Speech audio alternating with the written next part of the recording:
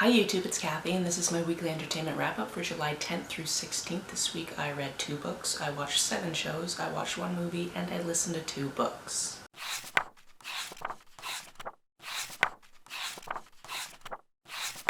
The keenly observant will know that this is not my usual filming location. Some of you will probably be able to guess where I am because I've filmed here before. Like many millennials, I am coming from my parents' basement. We're up island once again visiting friends and family, so this is where I'm doing my video. First this week I read The Keeper. Now this is a book that I put a hold on at the library years ago, and then I have this system where I suspend my holds until I need them.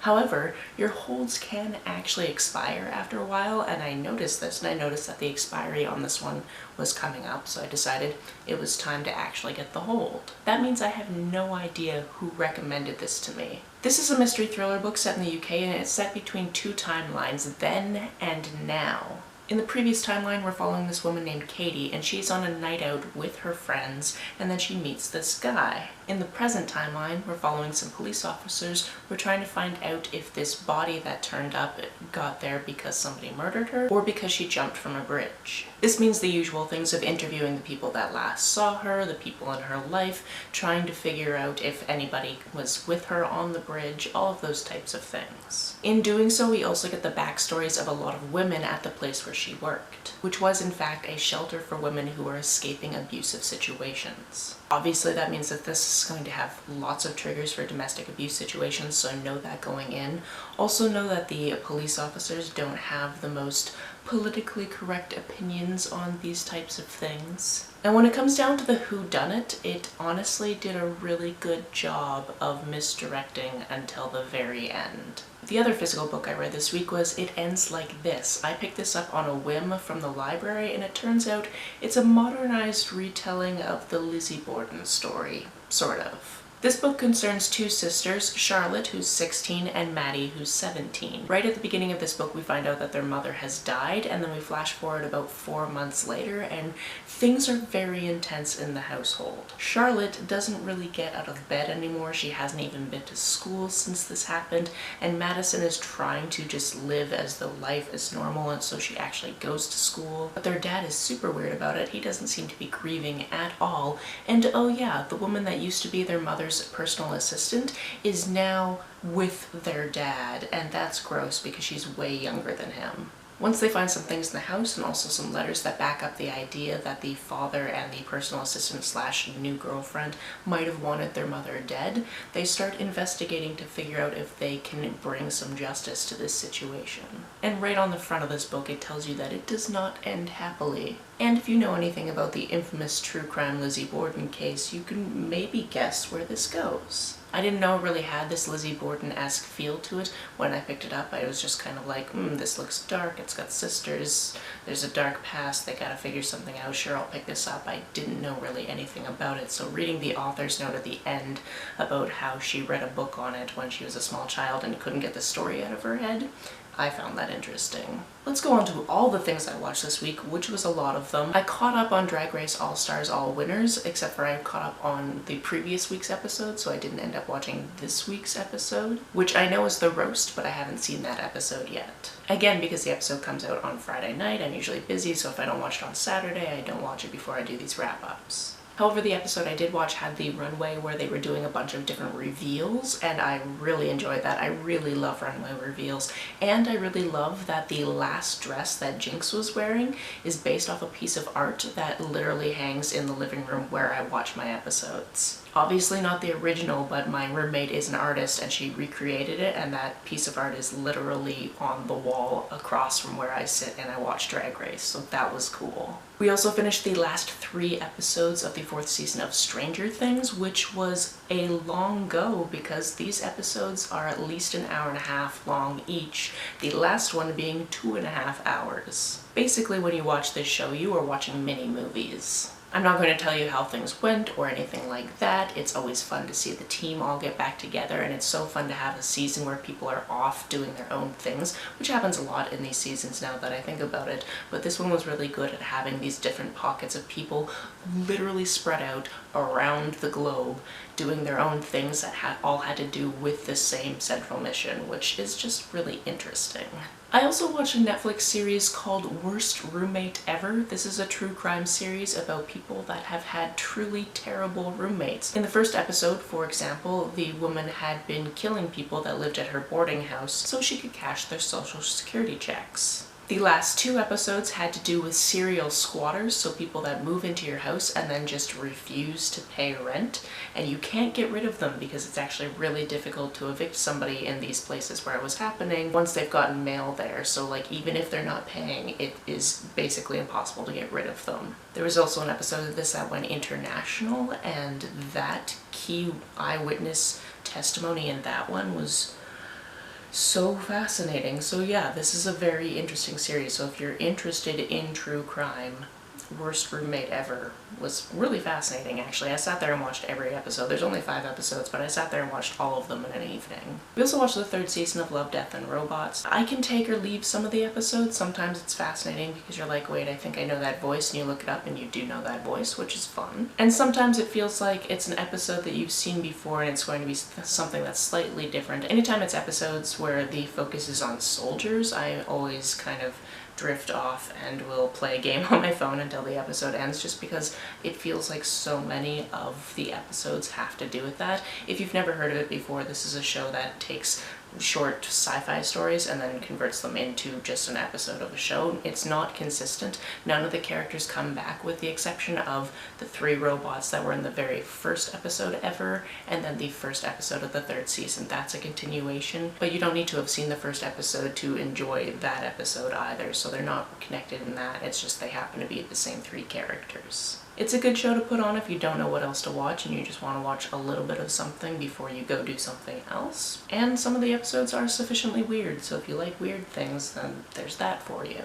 All the roommates also watched the first 3 episodes of Westworld. I had previously only ever seen the first episode, so I knew a little bit of what this was about, but I hadn't gone past that first episode because I didn't have access to HBO. But now, living with other people that have different access to different things, we now have access to the show. We're all going to watch it together. I believe that both of my roommates have seen this first season before. I think one of them has also possibly seen the 2nd season before, and then nobody's seen the 3rd season, so we're all just watching it together.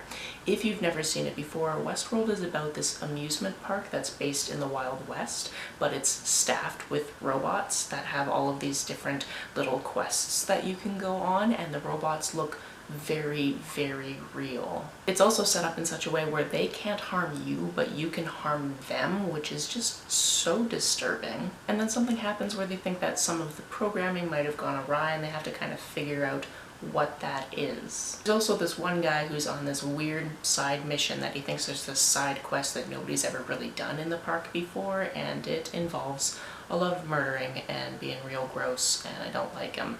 So we'll see how all of that goes. It's also an HBO show, like I mentioned, so you see a lot of nudity. That seems to be the thread that I understand from HBO shows. This week we also got the first episode of the 3rd season of Canada's Drag Race, and it was so nice to see this new cast of queens. Because we are at the very beginning, it's hard for me to say, oh, these are definitely my favorites, mostly because I don't always remember everybody's names this close to the beginning of the season. However, if you've seen the episode, I don't understand why the person that won this episode won. I just don't. The challenge this week was they did a runway and then they had to use that runway and then change it into a different style of drag, and that person's outfit had nothing to do with the previous outfit, so that was confusing to me.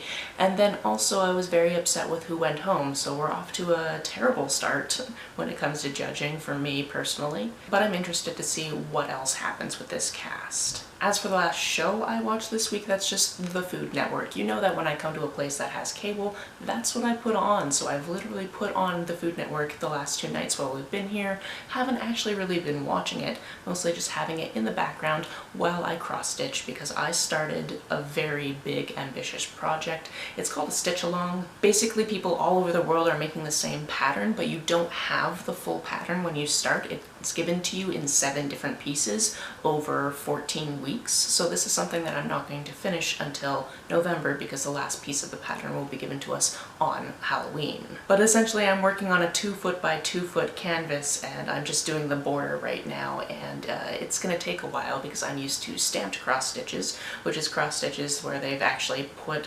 indications of what type of stitch goes in which location, whereas with this I have to actually look at a pattern, count how many stitches over and down to go to the next stitch, and then I count like 3 times at least to make sure I don't mess it up, because if I mess it up it's gonna be a real problem. Anyway, that mostly means I listened to a lot of episodes of Beat Bobby Flay and Diners, Drive-Ins and Dives, and Diner, Drive-Ins and Dives Takeout, which I assume was filmed during the current world circumstances because that had a lot of Zoom call action in it. But I didn't actually see these episodes, I just listened to them endlessly while I was cross-stitching. Speaking of the current world situation, the one movie we watched this week was The Bubble. I had overheard elements of this movie when my roommate was watching it, but again, I was cross-stitching, so I didn't actually watch it. This time I actually watched it with Chad, and it was pretty funny. There are some things in it that I could have done without, but there's a lot of situations in it that were genuinely pretty funny. This is a movie about people making a movie called Cliff Beasts 6, so it's the 6th in a huge franchise. However, they're making it under the current world circumstances, so everybody is in the same bubble. They keep having to be tested. Sometimes people test positive, so people have to quarantine. And this shoot ends up going way longer than it should, to the point where the cast wants to escape, but there's security people trying to keep them there. This leads to a lot of ridiculous situations, and it was pretty fun for the most part. It's not perfect, but it was fun. As for the books I listened to this week, strangely they were both non-fiction. The first one is No Time Like the Future by Michael J. Fox. This is a book that I picked up because July is Disability Pride Month and I wanted to make sure to read at least a few different books by authors who are disabled. So Michael J. Fox, if you're not already aware, is an actor but also has Parkinson's disease, so this book talks a lot about both of those things. From my understanding, he's actually written a few memoirs before this one, and I feel like I'm going to want to pick those up as well because he has this really great way of just telling you interesting stories and making fun of different circumstances and situations, but being very honest about what he goes through as well. And the audiobook is also narrated by him, which was just lovely. Mostly when I think Michael J. Fox, I think of Back to the Future. That's the one big thing from my childhood that I saw him in. I've seen him in the couple of episodes of Scrubs he was in, and that's probably about it. I didn't watch Spin City, I didn't watch Boston Legal, I think was another one he was on, but after hearing him talk about these different shows, I want to go back and watch all of them just for the character arcs that he plays, because for a while after his diagnosis he decided I can play anyone as long as they have Parkinson's, and he would be playing these different characters that didn't necessarily have Parkinson's, but he would see how their conditions would be similar to his and how he could use his condition to fuel aspects of that condition, which is just such an actor person thing to do, and I really loved hearing about that, and now I want to go and watch everything he's ever been in just to see what it turned out to be. There was even a part of the audiobook where he was talking about the blocking in a scene he was doing, and he was like, well, if I have to go from over here to over here, why don't I just do a flip over the bed while I'm taking off my sweatpants? And I'm like, well, I have to see this. Firstly, it's not a flip, it's a somersault, which makes way more sense, but also I love actor-y things. Like, obviously I've spent a lot of time in the theater myself, so I love seeing how people figure out these different things and take a chance on doing something strange and interesting and weird while they're filming. I just really enjoyed this. I feel like I basically sat down and listened to somebody telling me a bunch of his life stories. The other book I listened to this week was My Friend Anna, and you might know that I listened to this book because I also watched the Netflix show Inventing Anna, and it's about the same circumstances but from two very different points of view. And I have to tell you, this show did Rachel dirty. All of this is based around this one woman named Anna Sorkin, or Anna Delvey. She basically pretended that she was a rich German heiress and did a lot of fraud and stole a lot of money from a lot of people, and eventually was caught and tried in New York. She's actually out now. Spoiler alert, but she was given a sentence of 4 to 12 years and she only did 3 of them, and she's out and currently trying to be a social influencer or something like that, because people actually follow this woman who stole a bunch of people's money.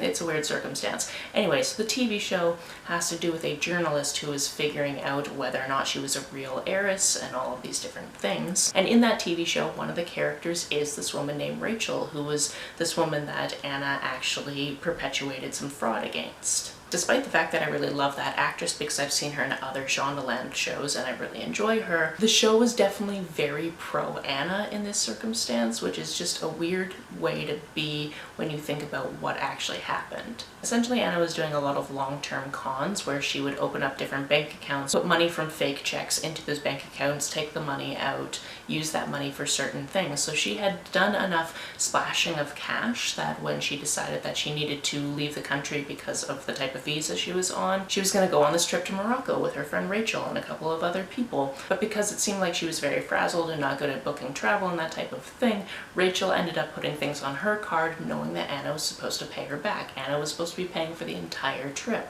However, because of a series of events that shouldn't have really happened, things went on Rachel's cards and Anna was supposed to pay her back immediately and then just didn't and kept saying, oh yeah, I've asked my personal accountants to do this thing. Why haven't they done this thing? And this went on for months.